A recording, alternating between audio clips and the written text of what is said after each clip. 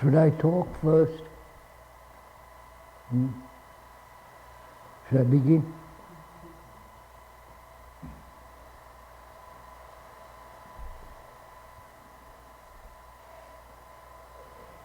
I hope you don't think me impudent or personal or inquisitive, but I think we should,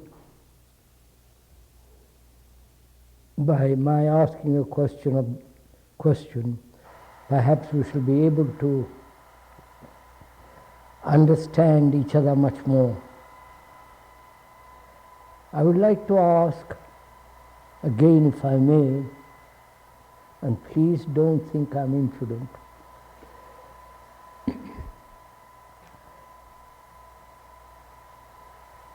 are we here as teachers, educators, as a stepping stone to further things? Understand my question? You mean Ourselves and our work.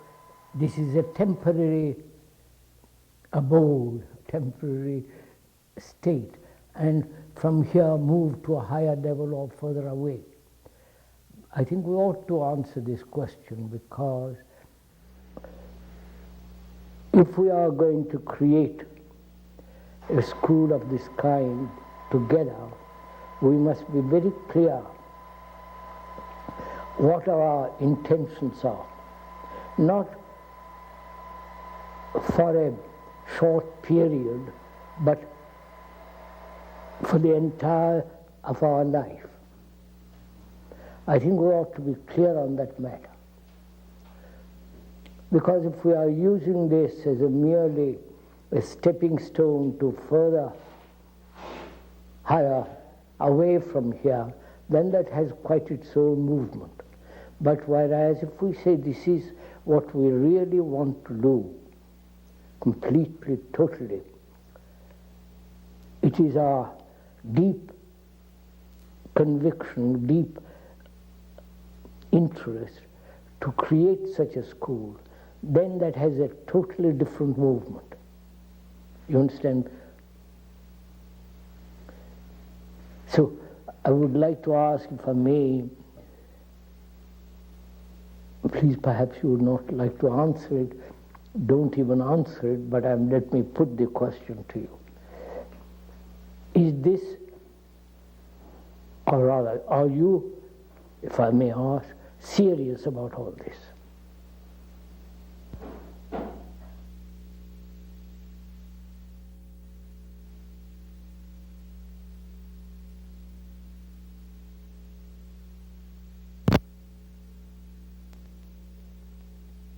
If we are serious, if our intention is to create a school together, not the two sisters, but together, all of us, then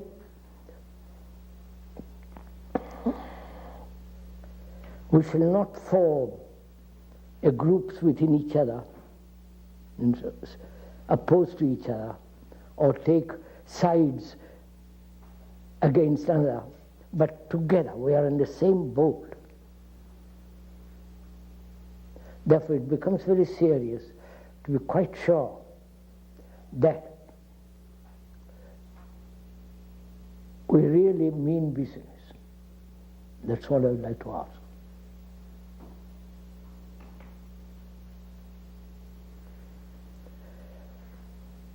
Business I mean,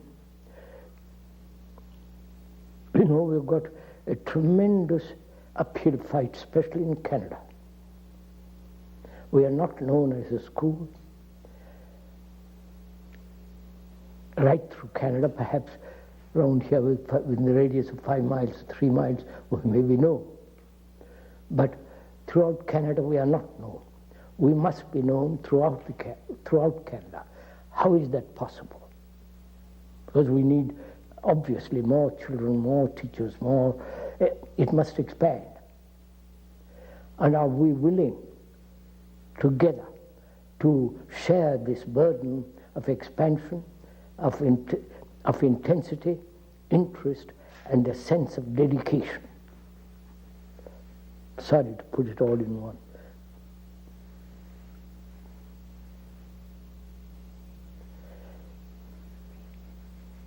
Because we are not. And if we leave it to a few others, the two sisters or myself or somebody, it won't be anything. If we are together, we'll create it. And to be together in this matter implies that we are serious, that's our home, it's our place, and we are totally committed to this.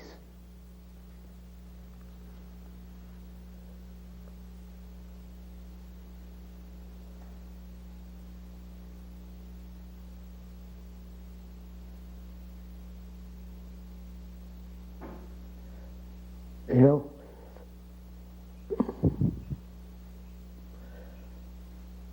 when we started schools in India,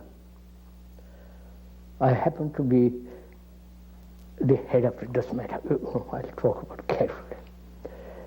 And when we began in Rishivada in South India, we had no lights, no electricity, little water. And we got up with the sun, went to bed with the sun. We had no convenience of any kind whatsoever. But there were a group of people, the principal and few teachers, who said, this is the thing what we want to do for the rest of our life. We slept on the floor. We went through all kinds of difficulties. And it has grown from that dedicated few people into a great big affair with 300 students, and they're going to have teachers training and all kinds of things going to take place. There are about nearly 400 acres. Anyhow, all that. But I'm merely pointing out, if you don't mind, that the few who began were completely, totally dedicated to this.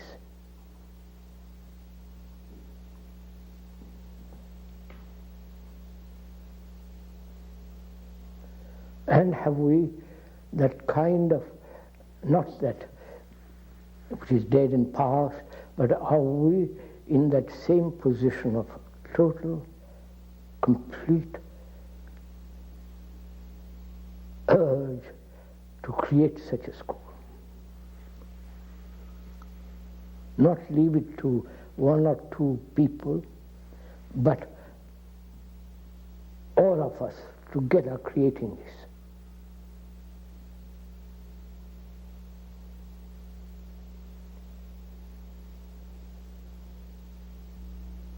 Whether we should move from here,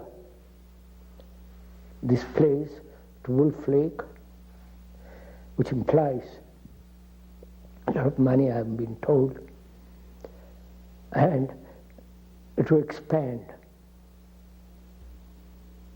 It's too small here. You need much larger place. If we all decide this together, then we'll do it. If not, we must be right from the beginning, be very clear what we want.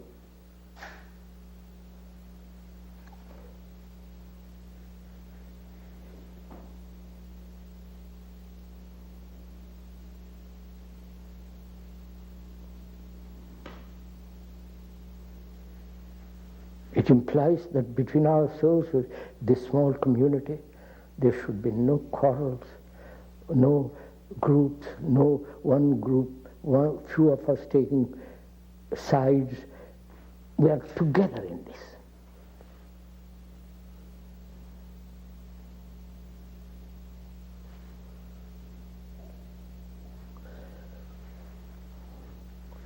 And how is this school to be known throughout Canada?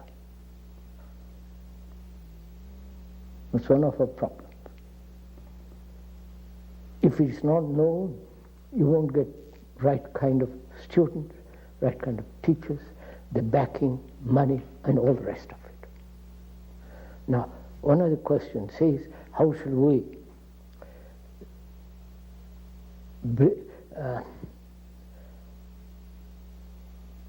let Canada know that we exist? That's one problem. Then if we move from here to Wolf Lake, where it's possible to expand into school, high school, college, expand, not just be a little affair. And we need many, many more people, more money, the whole thing. But unless we start rightly, the right germ, you understand, sir? Right from the beginning, you won't have anything. We're having a new school in India, for example, just being started near Bangalore. You know, some of you heard where Bangalore is, west of east. No, let me know. West of Madras. You know Madras, of course. And we've got there 110 acres or 115 acres, beautiful land, almost virgin soil. And I've said, don't start it unless there are few people there who are completely involved in it. Otherwise, shut up the place. You understand? Not worth starting with all the quarrels and, one group taking against another group, all that begins. I said, don't do it unless you have the right kind of teachers, right? Parents will support you, and a group of people who are completely involved in it. Since I've left India, they're collecting such a group. It's going to start next June or July this year. And so, you understand what I'm trying to tell you? Don't let us do a thing until we are completely involved in it. Otherwise, let's set up shop.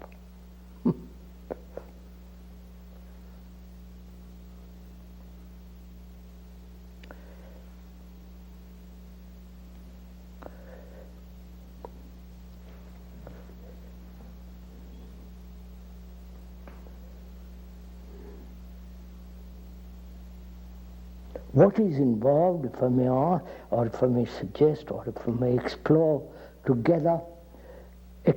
investigate together, what is implied in being together in this project, in this school? What is implied?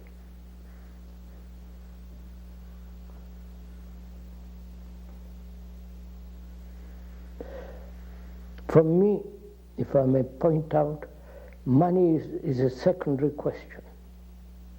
Not that money is not necessary, you need it tremendously. But if we put money as the main thing, then we shan't create the school. Money is necessary. But also teachers or educators who know what we are doing, what we're all talking about, what is involved. So I would like to discuss that with you, if I may. Yeah?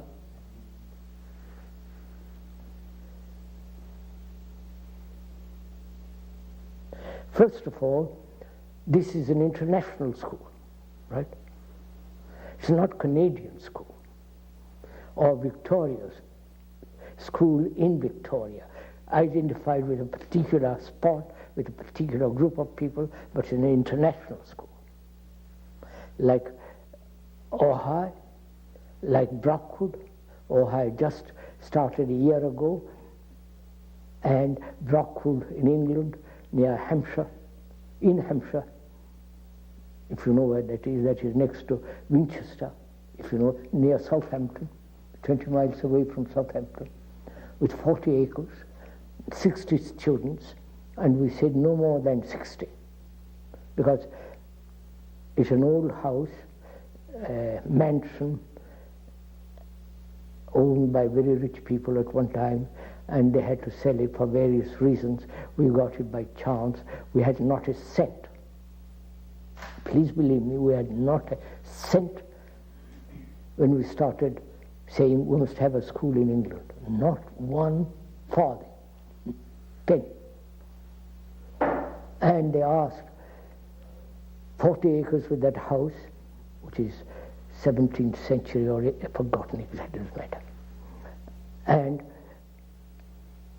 they asked $100,000 for the house and 40 acres, which is quite cheap in those days in Hampshire. You understand? We had not a cent. I was in California at Ohio, and they sent all the photographs, and I said, let's get it. Somebody, a few days later, said, I'll give you that money. We got it. And now, through donations and talks and all the rest of it, I'm sure they've spent over $250,000, $250,000 in that place. Because there are a group of people there said, this is it. You understand what I'm saying? So, what are the things that is utterly important here?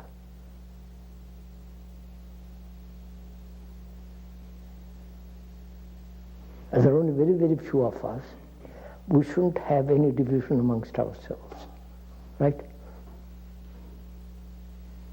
That is, we all talk over things together.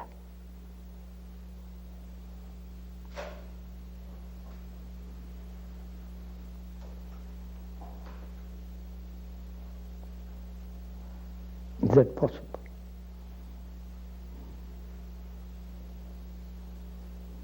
That's one point. And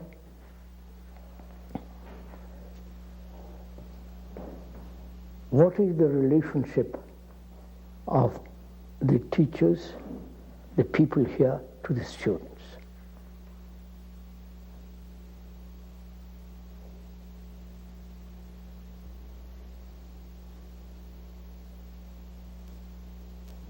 Because if we don't start from the very beginning in the right direction, it'll go to pieces, right?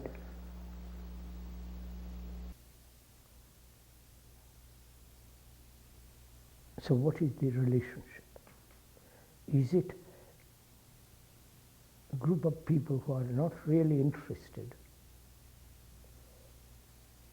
in the right kind of education, but are merely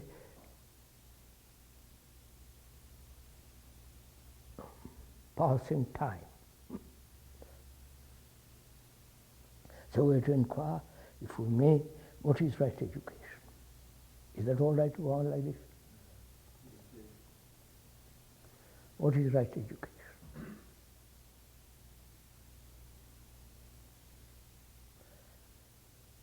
Please, let's discuss it. I'm not laying down the law. Right education, seems to me, is the cultivation of the total, of the whole of man, right? Of the whole of the student. Not only the biological, physiological excellency of the body, like food and so on, but also to understand the whole psychological structure of every student and each one of ourselves. That is to be concerned with the totality of a human being, apart from the academic side. And is it possible to teach academically and in the very teaching of the various subjects cultivate or bring into being affection, care, the whole psychological existence, which at present is confused, miserable, and utterly degrading.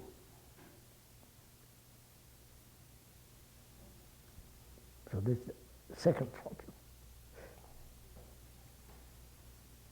And if we say we are not capable of it,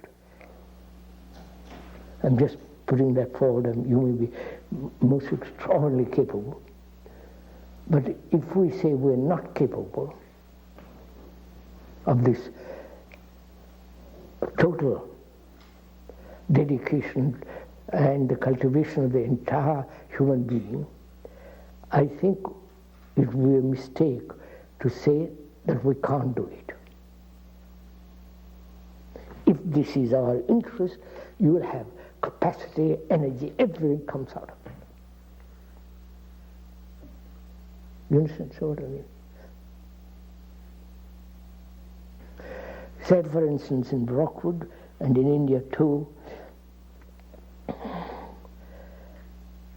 you get teachers who are really not teachers at all.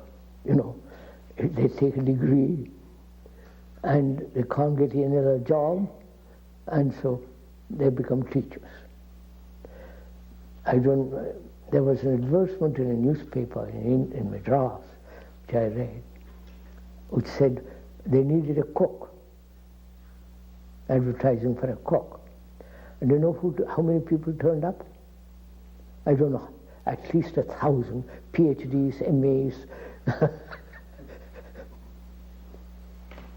But that country is exceptional because there's overpopulation, all the rest of it. So, now can we do this? Together, not one does it, others don't do it.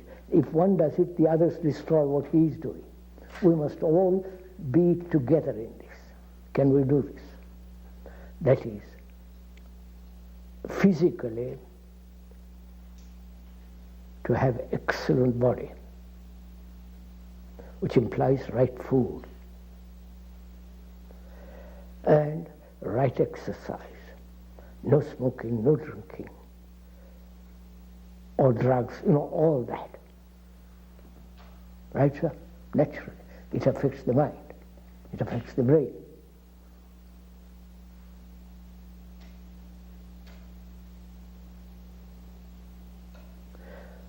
And I think physiologically, to look after the organism is fairly simple. If the students cooperate too, which means we have to go into it all, explain it very carefully why it's necessary. Then psychologically, inwardly, to bring about an excellent brain. Can we do that?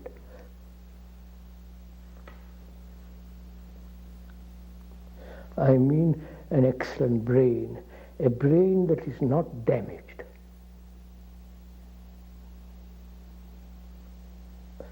A brain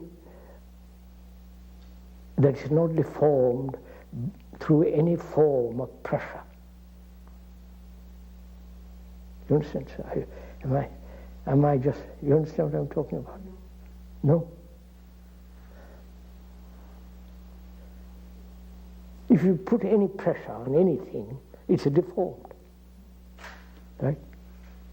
If you have a great weight on your tummy all the time, it distends in the wrong direction, obviously. So, can we bring up students, educate them not to have any kind of pressure?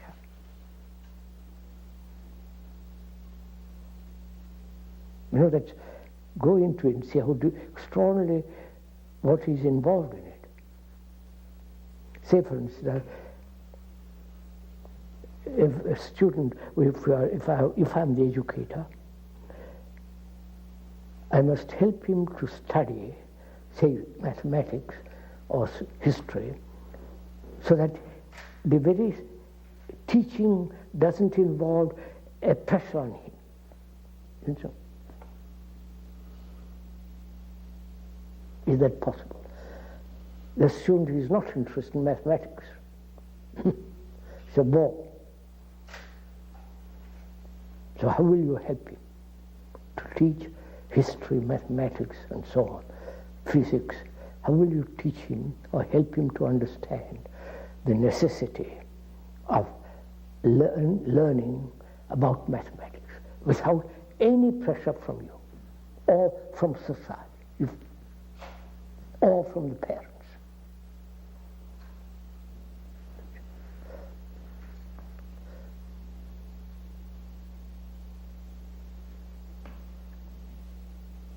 It is a problem, isn't it? How will you do it? If you see that any pressure of any kind, whether the pressure of affection, do it for my sake, or boy, I mean, that is a pressure. If you say, study properly, you will pass examinations, that's a pressure. If you say, learn mathematics and you'll get marks, that's a pressure. I don't. The mind gets distorted. Beg pardon? The child's mind gets distorted. Any pressure, the child's mind gets distorted. is already distorted. Right. I agree. So there are two problems: how to prevent further deterioration, further distortion, and how to help him to be free of his already established distortion. Right? How will you do it?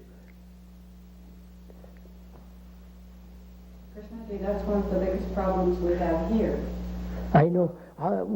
If we please go into it, don't give it up. Don't say, I don't know. What shall I do? I'm a teacher. I know the child is already deformed, not physically, but in brain, right? Would you say he's deformed already? So are we. Huh? So are we. We are also. Wait, I'm coming to that. First, take the child. He's deformed. Yes. He's conditioned. He's already under tremendous pressure from the parents, from other students, from his friends. He comes here already distorted. Right? Would you agree to that? That's a fact, isn't it? So, how shall we, in our relationship with the student, free him or help him to be free of that distortion, of that conditioning, of that pressure? Perhaps by making him aware of his own conditioning. How will you do it? What manner? What's your approach to this? You understand what I mean? I understand. I have a student there. What is my approach? Because that's important. If I approach it rightly, the problem is very simple. Right? Now, how do I approach it?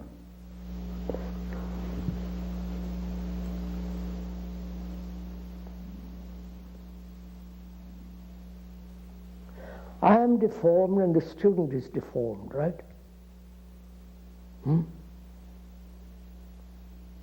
I don't say, my brain is first class, no deformation of any kind. And it hasn't been under pressure of any kind, therefore it's very as pristinely alive, clear, unspotted. I'm not. And the student is not. So my relationship with him is, with regard to this question, say, look, we're on the same boat, we're on the same level, your brain is under pressure, so is mine. So let us talk it over together, so that in talking over together, not merely verbally, I see that I am deformed. You follow? So it's a mutual investigation into one's own pressures. I wonder if I make that clear. But it has to be on two ways, Huh? both ways. It Huh? has to be on both ways. Of course, that's what I said. Most of the children and most of us aren't aware. We're going to be. No, but by talking over with the student, we begin to explore. It begins to say, well, I'm like you, old boy. It don't make any difference. See, I'm not your teacher in the sense I'm a great man, but here we are both together caught in the same thing. Your brain is distorted through various pressures, so is mine. Can we say that honestly to the student? If not, he thinks, oh, well, he's a hypocrite, he's playing a game with me. Can we together say, this is the first thing, to establish a relationship with the student on the same footing.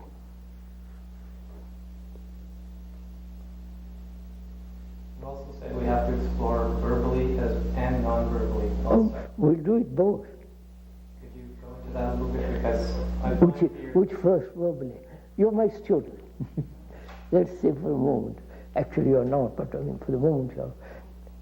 I say to you, look, when you come into the class, let's for at least 10 minutes, forget about the subject we're going to study. Let's talk about this. And the student said, he's looking out of the window, right? He's bored with what you're going to say. He doesn't know what you're going to say, but he's already convinced that you're going to tell him something dreadful or something that you should or should not. So he doesn't pay any attention to you, right? He's looking out of the window. How will you get his attention? That's the first thing, isn't it? How will you get his attention? Without pressure.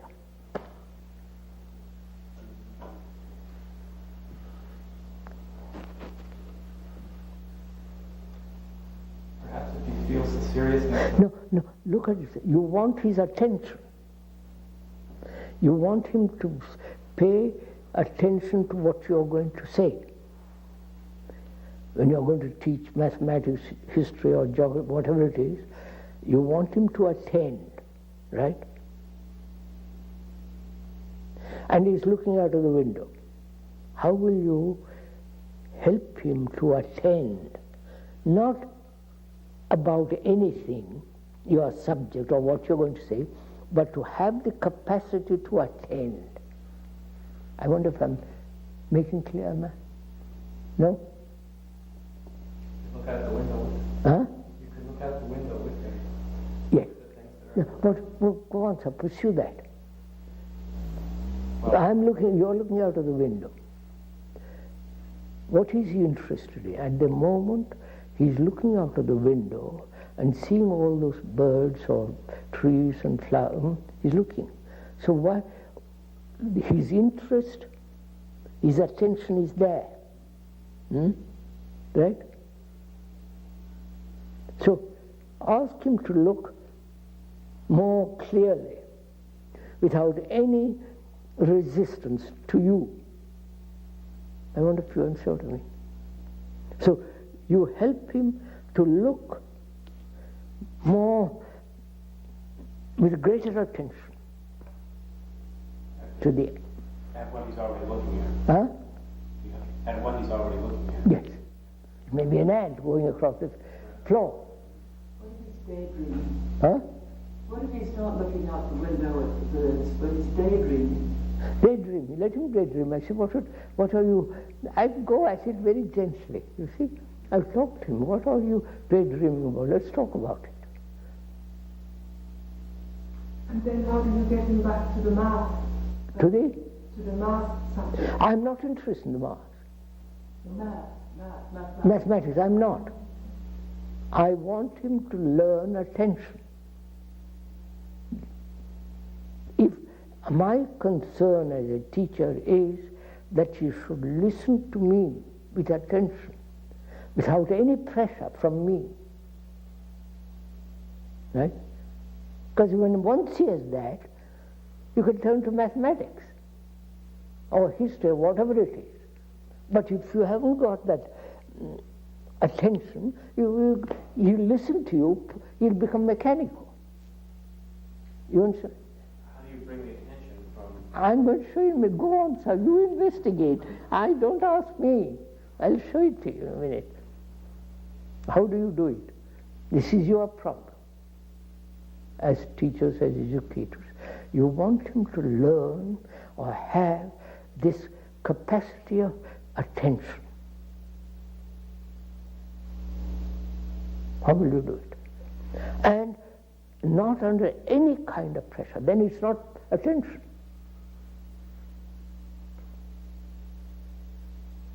Answer. How will you work it out? You might possibly relate what he's attending at the moment. Yes, so I'll continue with that. He's following an ant, or the beetle on the wall, or looking out of the window.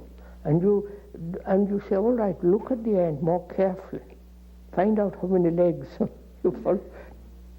Watch him very carefully. So he knows you are not condemning it. Right? He knows that you are also helping him to look. So you are not creating a resistance in him. Right? Is that? So there is no, he's free to look. Go on, sir. I'll stop there. You go on. He's free to look. So you have established a relationship with him in which there is no resistance on his part. Right? Wait, see what you have done first, that you have established a relationship in which you are not the big man and he the little man. There is no resistance.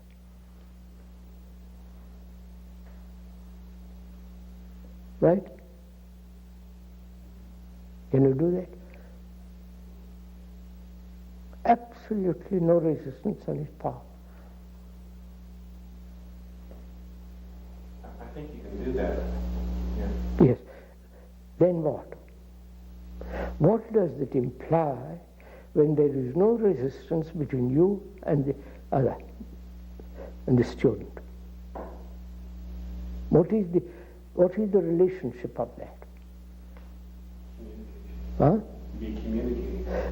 Yes, no, what is the actual relationship? Two people inquiring. No, he's not resisting you. Right? He doesn't put up a barrier. He says, oh gosh, that. Right? So I'm asking, when there is no barrier between you and the student, what is that relationship? One of harmony. Huh? Harmony. Not how. Do look at it, please. If you have no resistance to what I'm going to say, or resistance to what I'm saying, right? What is our relationship? There's no pressure. There's no pressure. Which means what? Which means that we're not. Don't guess. See actually what takes place. Well, I'm trying to find out what takes place between you and me. Yes, what takes place? If you resist me about what I'm going to say, you won't listen. But if I bring about a state in which you don't resist me, which is watch the ant, then there's no resistance, right? Watch the beetle going across.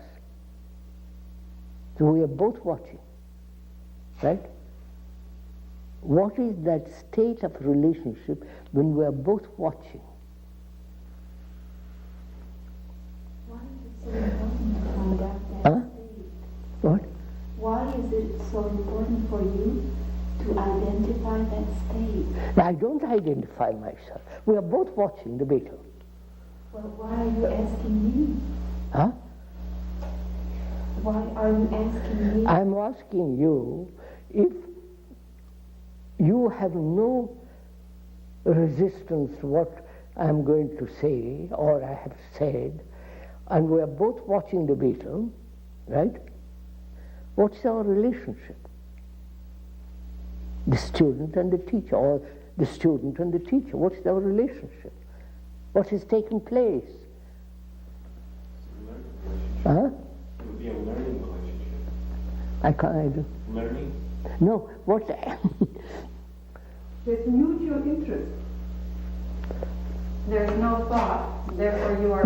No, little more. Go slow, you're guessing. Sorry. Don't, I'm not being rude, but you're guessing. You're not actually seeing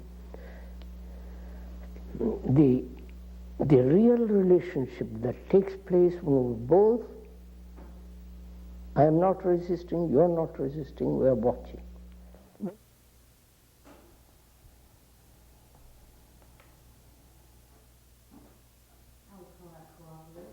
What? Cooperation. I'm sorry. I won't. Look, some of you have got girlfriends and married or whatever you have, right? When one resists the other, what happens? Huh? Conflict. Right? When there is no conflict between the two, what takes place? What actually has happened?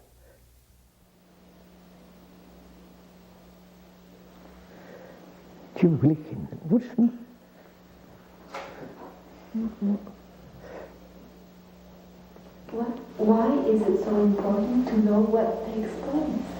Because if you don't know what takes place, actually, you are living in theories. Actually, what do you mean by actually? Mentally, by identifying? I am not identifying, my lady. Look, no.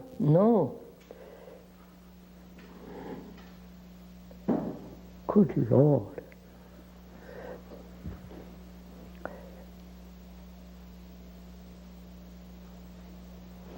See, I'm watching that plant. And you're my student. Or rather, you're the student, I'm the teacher. You're watching that. Right? And your whole attention is on that. Right? And I want to bring about the quality of attention in you. That's what I'm concerned, not mathematics for the moment. Right? So, you're watching that, so I'm also saying, all right, let's both of us look. Right? I say, when we both look, what is the relationship between you and me?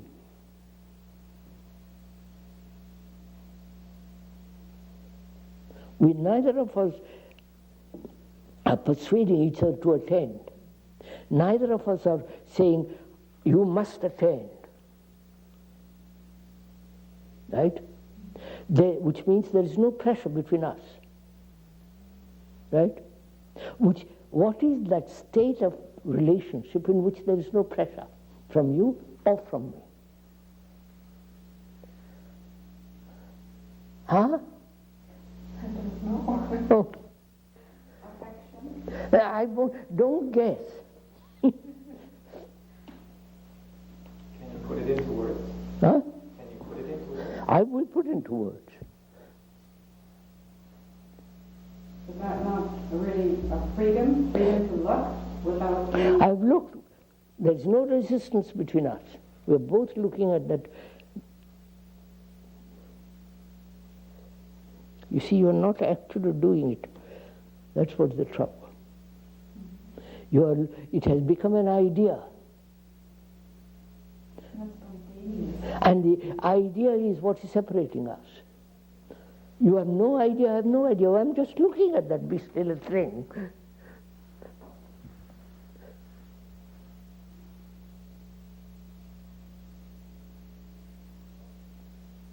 All right.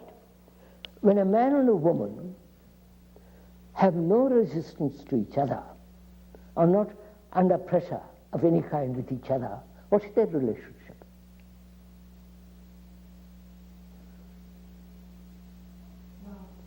Huh? Guesswork. No, that's yeah. Apparently you don't know it. That's all.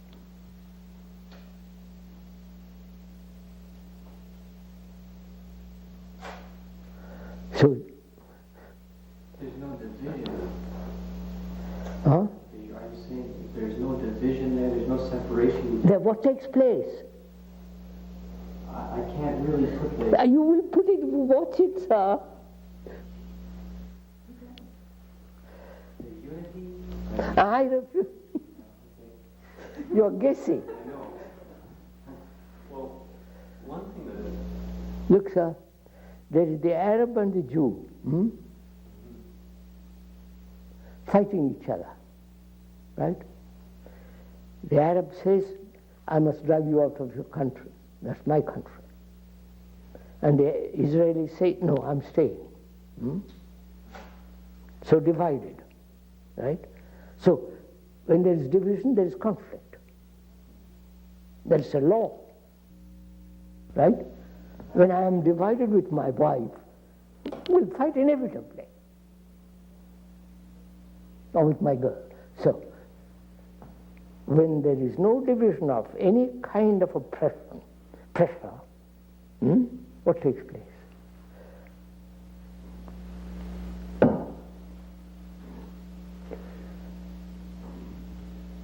There's no sense of you and I. No, sir, what is the relationship between us? There's a flow. I refuse to accept all your guessworks. Hey, lady. Maria, please. It would balance. It would be equal.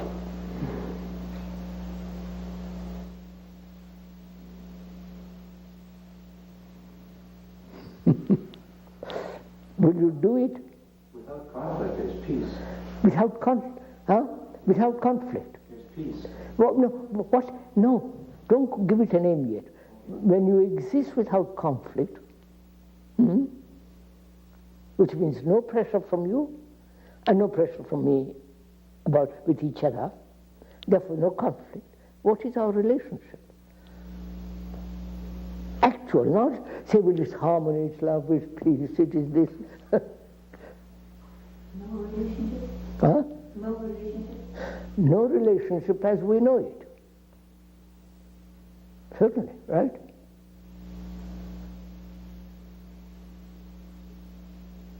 The relationship as we know it is between my image, which I have created about you, and you have the image that you have created about me, which are the result of pressure. So then there's no pressure. What's my relationship? For God's sake, what's the matter with it?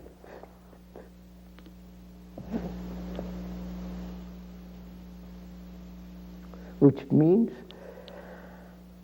as an educator or a parent or a man and a woman, or woman and man, you have never gone into this question of being without any pressure and finding out what that relationship is when there is no division, right?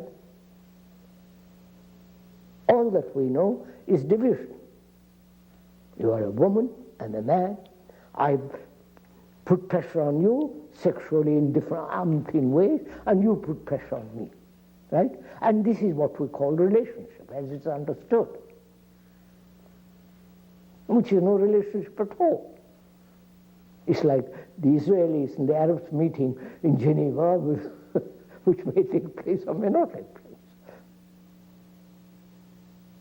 Right?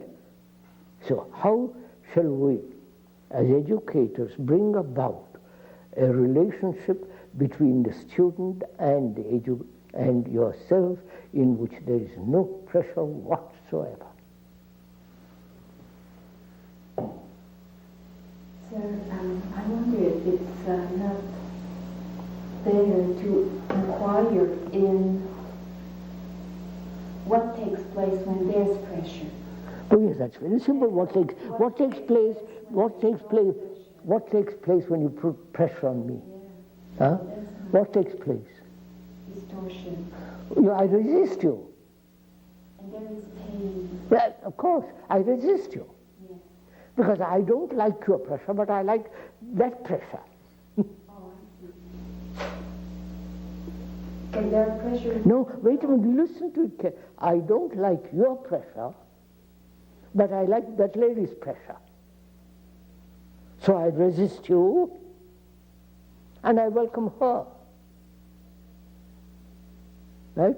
But we are talking about pressure, not the pleasant pressure or the unpleasant pressure. The whole nature of pressure. We're saying when there is pressure of any kind, not the pleasant or the unpleasant, of any kind, there is distortion. That's a fact. Right? Now, how will you have, in your relationship with the student, be free of pressure? That you don't exercise pressure on him or her, and he doesn't exercise pressure on you. You understand my question? How will you do it? You have to solve it. There's nobody to tell you. Probably no educator has gone into this question. Nobody has. So we are going into it now. Otherwise, if the school is being built under pressure, it will be like any other stupid school. But if we are working together to bring about a relationship in which the student and the teacher are working together without the slightest shadow of pressure. Krishnaji, can I give an example here? Because it seems to me that a lot of the children, maybe even adults, just let me give you a concrete example. Some children like to play music very loudly. Now, every time we go and say, we have already agreed that at one time that we don't play it too loudly. You go and ask the children, please don't play this music too loudly. They feel you are pressuring them. Now, how do you explain to them? I'll show you. Why do you ask me? But you're the people involved in it. We're getting troubled with this all the time. What shall I do? I get irritated, right? Yes, I do. Wait, look at it. I say, what the hell is this? Yes. I get annoyed. So I calm down and go and say, please don't do it. But he knows that you are annoyed, but you're playing using a soft voice. So he's already resisted, right? And he knows that you shouldn't be doing it because he agreed. So he also feels his reaction is to go against you, to protect you. So how will you get over it?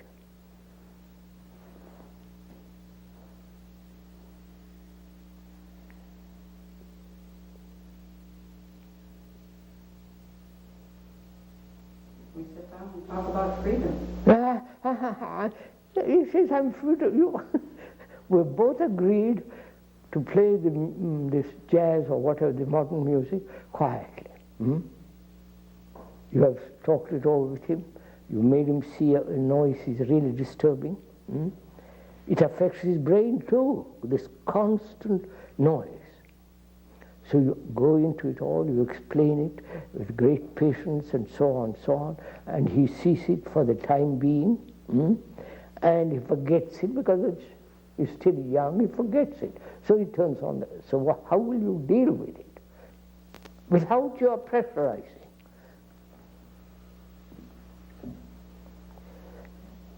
Beat him up? I feel like it. You like to, but You're probably going to deal with it many, many times. huh? You're probably going to deal with that situation not just once. A dozen times. So how will you do it, sir? Well, you're probably going to have to... You haven't had proper sleep. You haven't had, you as a teacher, you haven't had worries and sex and all the rest of it, jealousy, all that's going on in you. And he's playing loud music, and you feel so, want to beat him up, and you calm down because you know it can't be done. So you're resisting yourself in yourself, and he's doing exactly the same thing as you are. So what shall we do? Well, if he feels that there's no affection coming from you, then you'll resist you. If you're telling him... Is that the state of relationship when there is no pressure from you or from this affection? You are saying that? I'm saying if No, guesswork or actual? no, it's actual that if I tell him something without affection, then he will... No, not out of affection. No. Without affection. No, sir. You're missing my point.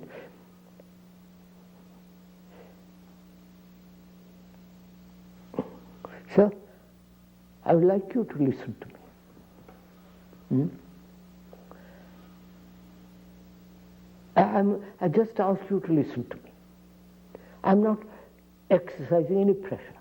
I've got to tell you something lovely. And there is no pressure from me. You have all kinds of pressures inside you. You say, well, what the devil is he here for? What is he talking about? What does he want to tell me? Why should I? If that's all going on inside you. And so I said, please, I want to tell you something extraordinary. Will you please listen? Will you?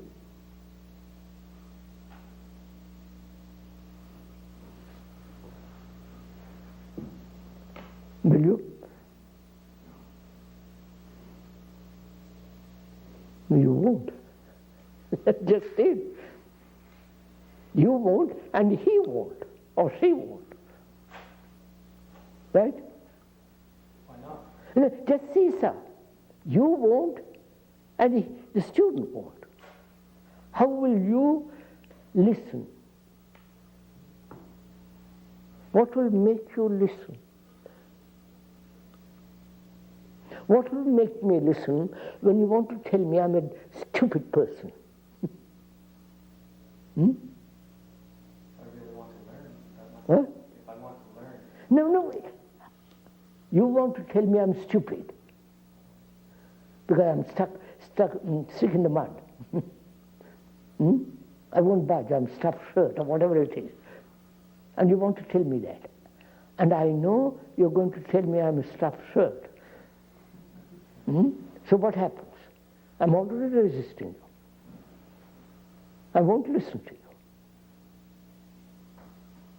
you. So what will make me listen to you?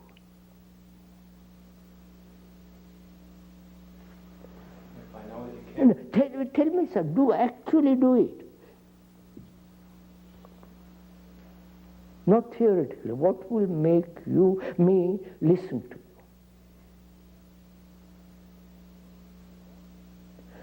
Listen to you, not that you tell me I'm a stupid ass.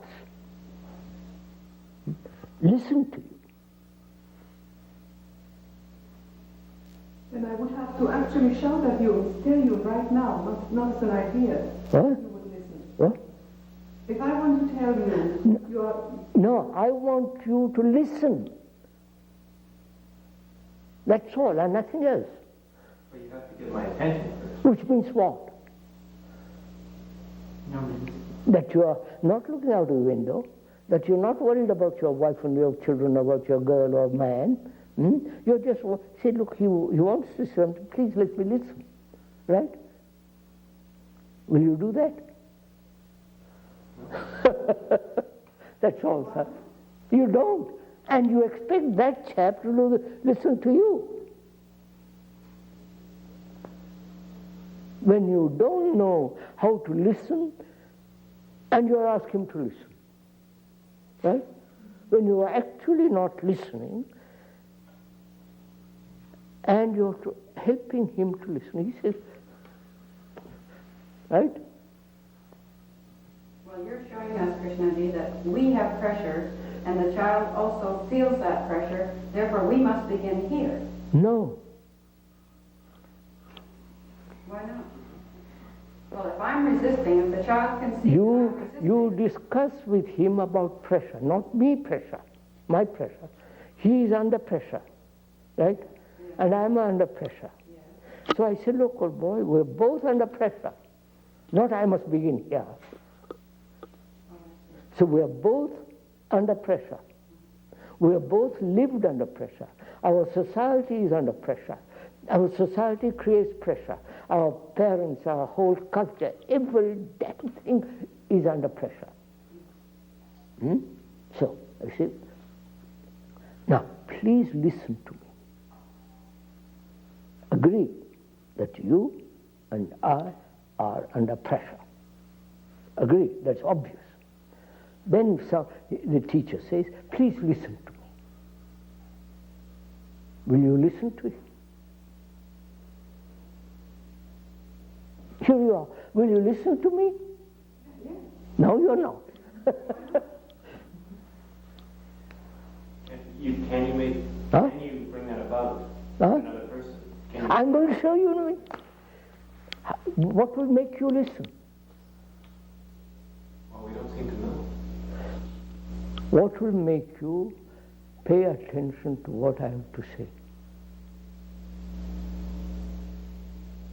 If we have affection for it. No, don't bring in if. Well, we must have affection. No, we haven't got it. I'm a stranger. I've come yesterday. We've read your books.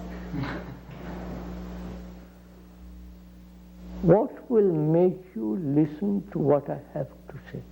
Or put it around the other way. What will make you listen to you? What will make me listen to you? You have something to tell me. Pleasant or unpleasant. You have something to tell me. What will make me listen to you?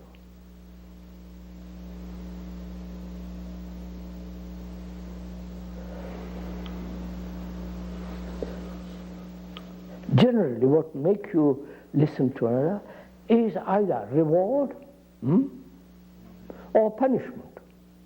That's all we know.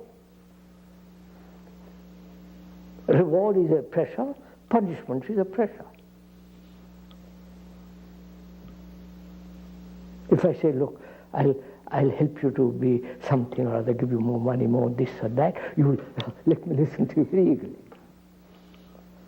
Reward. And also if I say I'm going to punish you, I'm also listening. Right? Remove those two, if you can.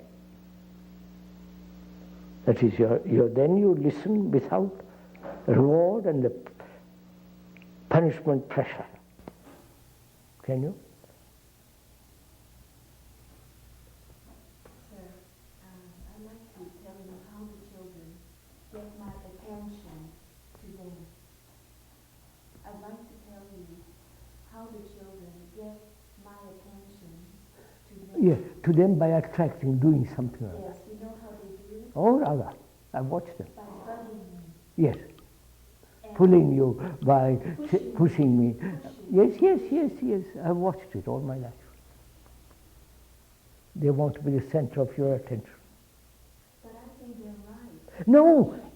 You see, you're already come. They're pointing out something to me which I'm not aware of. Most children want your attention, right? They want to tell me something. Yeah. Now, will you listen to the child? First, no. Huh? Why not? Because I'm stupid. No, you see. Yes, I'm aware. No, you're not stupid. Well, I'm not aware. No. Well, they try to... Look, lady, something. have you ever held a small baby in your arms, a child, and the child wants to tell you something? Don't you listen? That's all. Don't you? Mm-hmm. Why?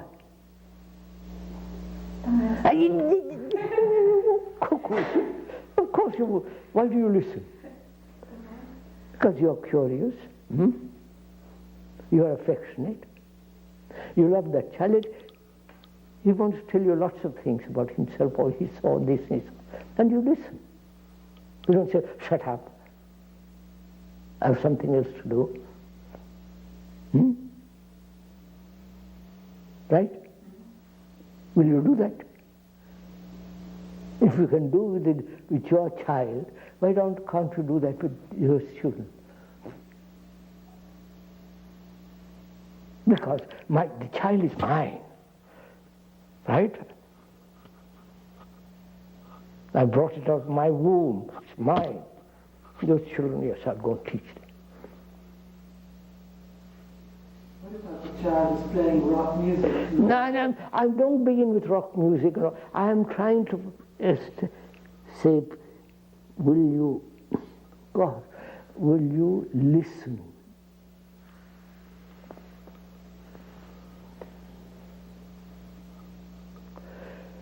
Did you listen when he said that we are together, a small community, to build this school together? Did you listen?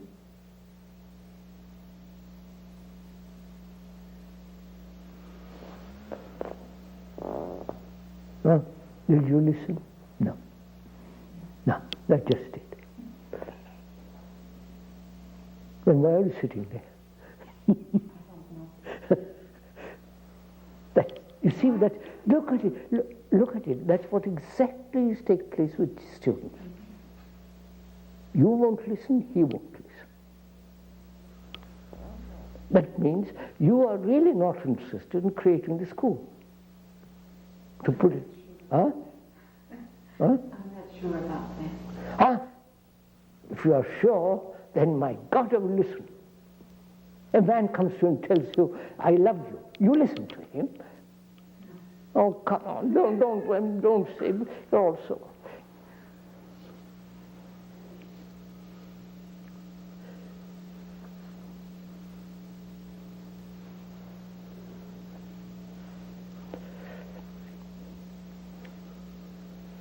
So, what is the relationship of the educator and the student when neither of them are pressurizing each other? There's a togetherness there. Huh? There's a togetherness when they are... Which means what, sir? Don't use words quickly yet.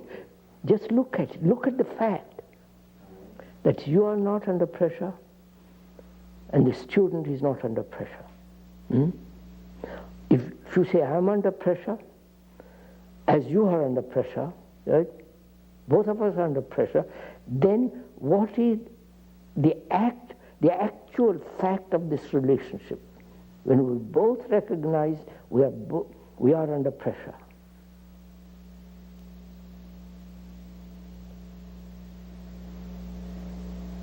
Those two people relate to each other. Well, it actually takes place. Don't look at it so carefully. Look at it carefully. You are under pressure, and he's also under pressure. They both acknowledge they're under pressure, right? And they both see to be under pressure is a great misery. Put it for the time being those words, great misery. Both of them see this, verbally understand it, right? What is their actual relationship? Don't look at it, go into it, watch it.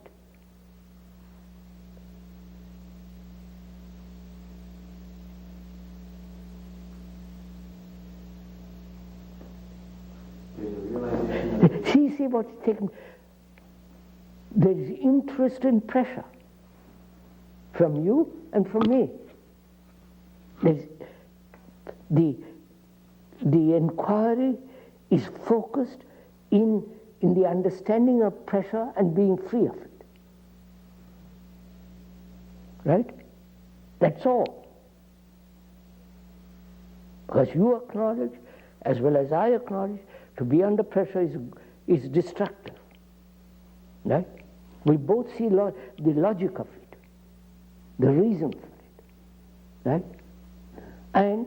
And we both see the necessity, the urgency of being free of it. Right? Then what has happened?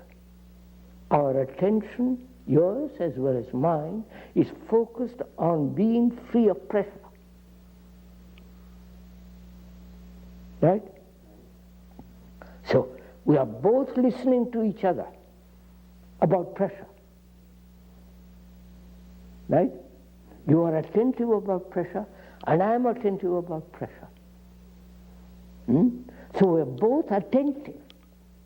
Right? Right? Now wait a minute.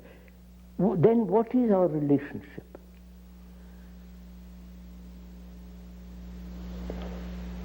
You don't exist, I don't exist. Only attention over pressure. You don't bring your opinion, I don't bring my opinion. We are both attentive about pressure. So what takes place? Our concern then is together to understand and push away pressure. Right? That means you and I say, let's see all the implications in it and work it out. Right? So we are together in that. We won't quarrel, we don't offer opinions. Your opinion may be right. So I said, don't give opinions. I won't give opinions. Because your opinion is formed under pressure. Mine is also formed under pressure. That's what we're doing. That's what we're doing. So cut it out. You understand what I'm saying? But at what age, Krishnamurti? All right. At what age? No, don't worry. If we understand this, then you can do it with anybody.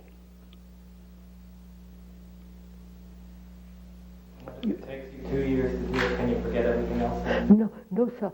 Look, he understood. Haven't you, sir? You understood it precisely, clearly, that both of us are under pressure. Both of us see the reasons of pressure, the destructive nature of pressure. Logically, it's not a vague idea. Logically, reasonably, sanely, we see to be under pressure is the most destructive way of living. Right? You see that and I see it.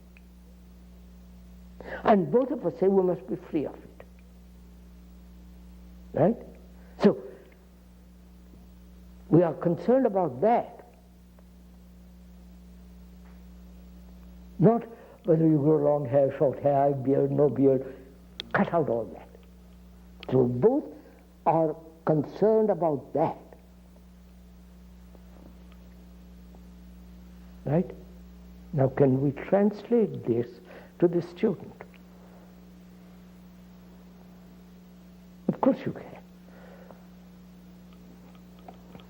Because first you are unwilling to listen to me. It took nearly over an hour to make you listen to me. There was resistance, there's indifference, all the rest of it. It took such a time to listen to me, right? And we both see the same thing. Both see the same thing. You understand? I think I do. You know, We both see the danger of pressure, right? So we both see it. There is no differences of perception. The details we may go into later, but we both see the nature of pressure and its deforming character, and we say we must be free of it. That's all. To see it together, you understand? That's all. Then we can discuss. But if you don't see it and I begin to discuss, so what the Dickens are you talking about?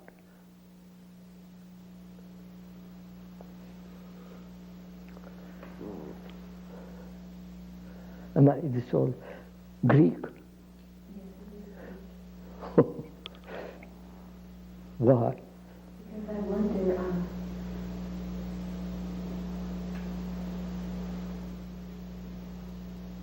well, perhaps it's a wrong question, but anyway, I'll prove it. It might be a wrong question. It doesn't matter. Doesn't matter. So the thing is, what can tell you that both of us are seeing? Don't you, madam, don't you see to function, to live under pressure is destructive? Yes. Huh? Is that a verbal agreement? No. It's an actual perception of the fact. Very careful, I'm using careful. It's actual perception of the fact of pressure and its destructive nature. Actually, yes, I see that because I'm under pressure and it's destroying, destructive, right? So each time that I will be put on, No. I'll know it. You see, you're already not listening, you're off.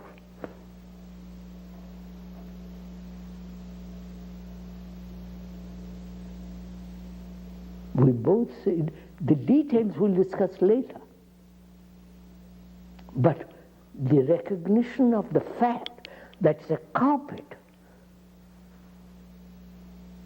we both recognize it as a carpet, right?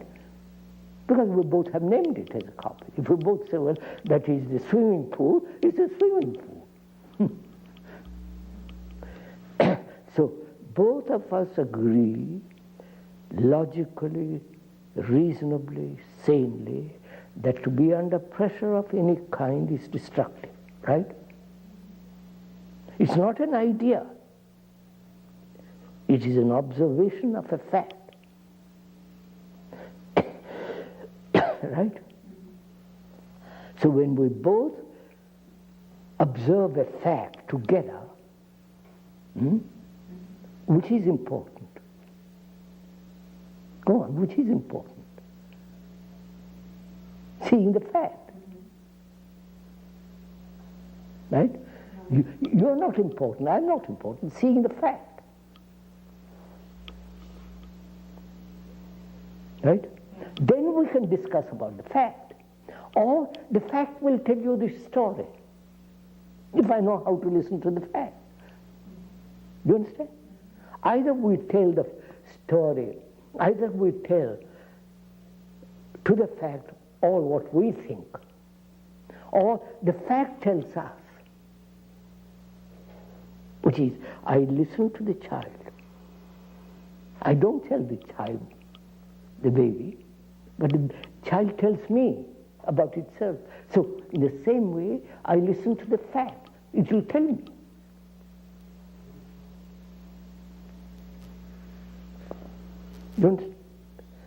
You understand? There is no disagreement between us.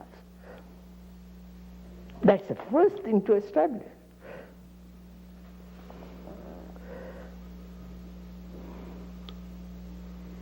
Krishnaji, are you saying then that our verbalization nature allows us to become divisive? A word now which we have to go into, which is language drives us.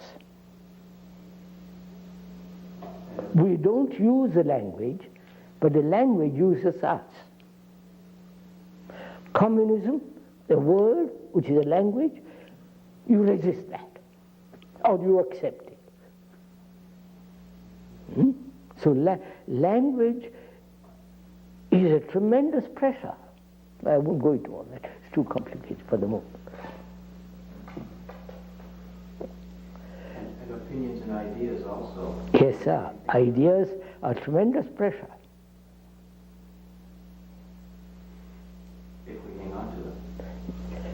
So, will you listen, sir? Just 2 minutes, just a second. When you listen to the fact that to live under pressure is destructive, to the fact, do you make a conclusion of it, an abstraction of it, which becomes an idea, or merely remain with the fact? You see the difference? If you make an abstraction of it and say that's an idea, and work for that idea, then you are away from the fact. And we do this. You are doing this all the time, because that's part of our culture. Creates part of pressure. Are you getting bored with this? So, without making an abstraction, which becomes an idea, can you listen to the fact that to live under pressure is most destructive? Which is a fact, which you see it yourself. Then the question arises, can you be free of pressure? Is there a possibility of being free of pressure? Right, madam? You've understood? Don't you want to be free of pressure?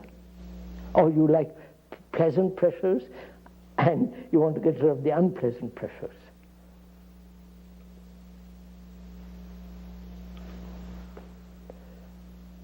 It seems to me I'm at the threshold of something, and I don't know what. No, it's very simple. I like the pressure of my wife. Because Sir, it's more than wait, I'm using the word pressure in being. She tells me, I love you. Do get me a car. And that's a pressure. I love you, sleep with me tonight. That's a pressure. Right? Don't shy up. This is what happens life is. And she says, you are a brute. You are an ugly man. That's also a pressure. Right? Right? So, what is my relationship to my wife when she's exercising pressure on me and I'm exercising pressure on her? Pleasant, unpleasant.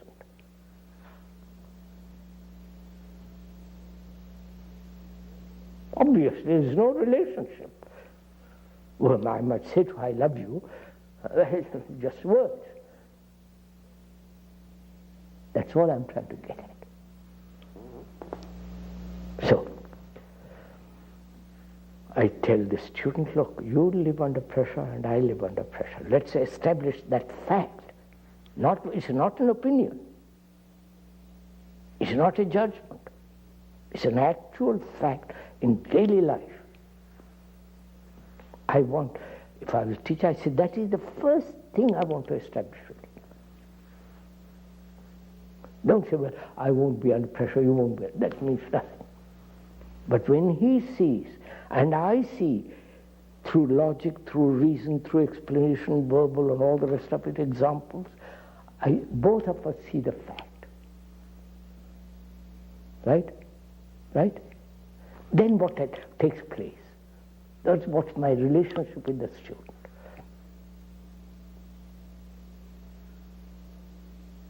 My relationship with the student is based on facts, not my emotion and his emotion.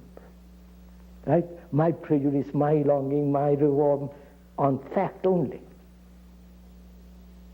Children understand facts, not opinions. There you are. You caught him already. Gosh, it takes me an hour to explain. Huh?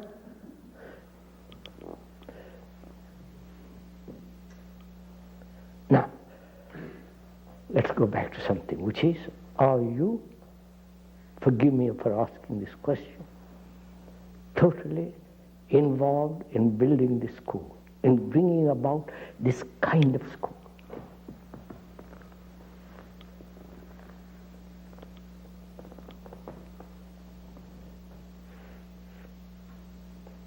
A school where there is no pressure at all. And perhaps out of that comes order. Right? For both the staff. Huh? For both the staff and the students.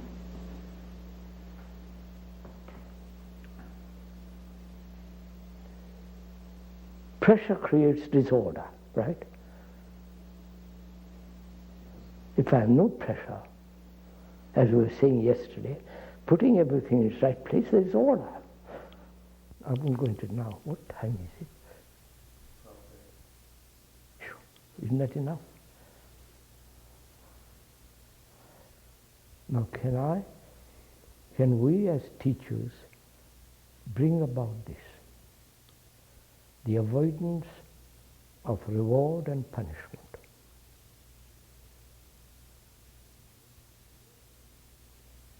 Which both of them create fear, right? And fear becomes a tremendous pressure. So can we avoid those two?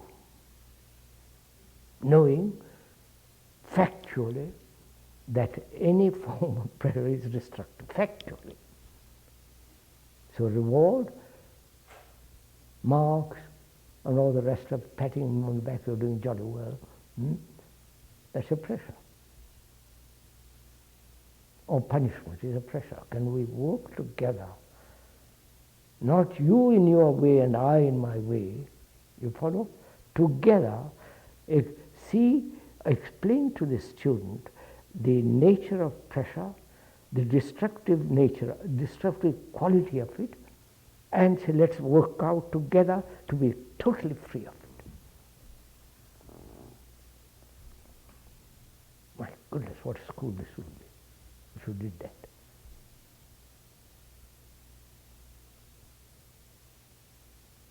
We'd have free human beings living in perfect order, wouldn't you?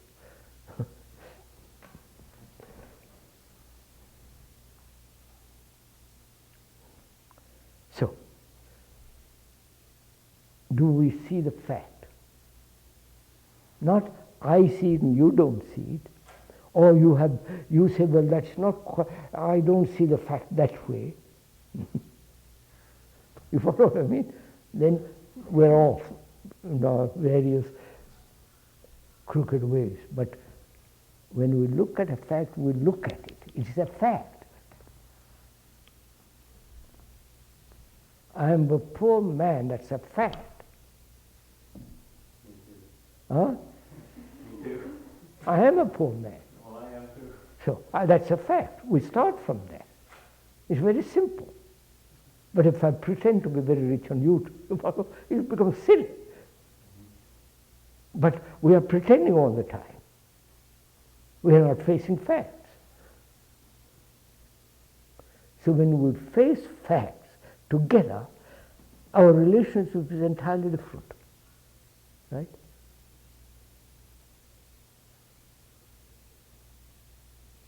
So if she doesn't see the fact, my job is to say, lady, let's spend some time looking at the fact. Let me tell you about it. Till you see it. Not I persuade you to see it. I say, look at logically, reasonably. If you say, sorry, I'm not interested in your logic or anything, I don't want to know my pressure, that's all right too.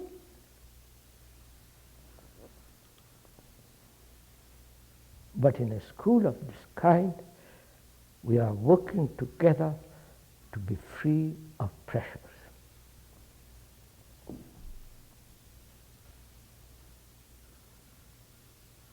A school that never existed in the world before, right? See, and that gives you vitality. So I don't know. Makes us pioneers. Huh? It makes us pioneers. Going to the West and fighting the poor Indians.